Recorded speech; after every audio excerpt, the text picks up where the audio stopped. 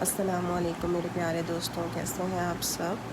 تو آج کا میں آپ لوگوں کے لیے ایک ٹاپک لے کر آئی ہوں جو کہ بہت زیادہ ضروری ہے ان لوگوں کے لیے جو یعنی کہ صبح جاب پہ نہیں جاتے یا وہ ان کی جو ہے گھر کی روٹین ہے، گھر میں رہتے ہیں، تو ان کے لیے جو ہے یہ ہوتا ہے ان کا مسئلہ کہ ان کی نیند کا جو ہے نیند کی روٹین بہت زیادہ خراب ہو جاتی ہے۔ یعنی کبھی وہ جو ہے وہ 10 بجے اٹھتے ہیں، کبھی 11 بجے اٹھتے ہیں، اسی طرح ان کی نیند کا جو ہے وہ اسکیجول بن نہیں پاتا۔ تو اس کے لیے میں آپ لوگوں کو ایک بہت آسان سا طریقہ بتانے والی ہوں، تو ویڈیو کو آخر تک دیکھیے گا اور اس سے آپ لوگ فائدہ ضرور اٹھائیے گا، مجھے بہت خوشی ہوگی، اور اگر آپ لوگ کو فائدہ ہو تو کمنٹ کر کے مجھے ضرور بتائیے گا۔ اچھا جی، تو چلیں شروع کرتے ہیں۔ اچھا، یہ ہوتا ہے کہ جن کی جابز ہوتی ہیں یا جو بھی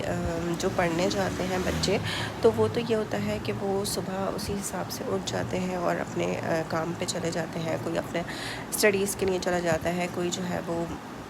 کیا کہتے ہیں اپنی جاب پہ چلا جاتا ہے۔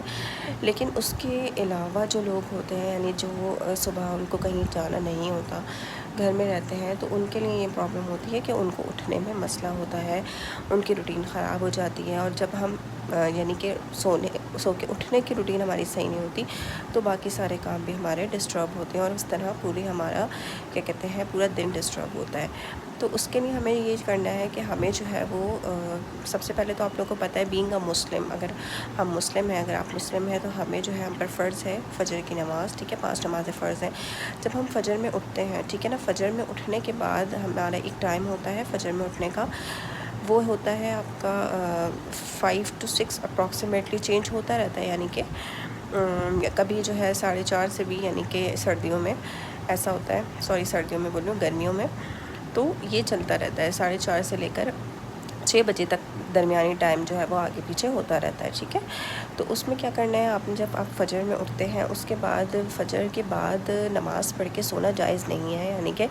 جب تک سورج اچھی طریقے سے نہ نکل جائے، ٹھیک ہے۔ اب ایسا ہوتا ہے کہ ہم نے فجر پڑھی اور ہم پھر سو گئے کہ بھئی ہمیں تو کہیں جانا نہیں ہے، جاب نہیں کرنی ہے، جو بھی وٹ ایور، تو ایسا نہیں کرنا، ہمیں جو ہے نماز پڑھنی ہے، اس کے بعد آپ نے تھوڑا سا قرآن پاک پڑھنا ہے اور اتنا ٹائم دینا ہے،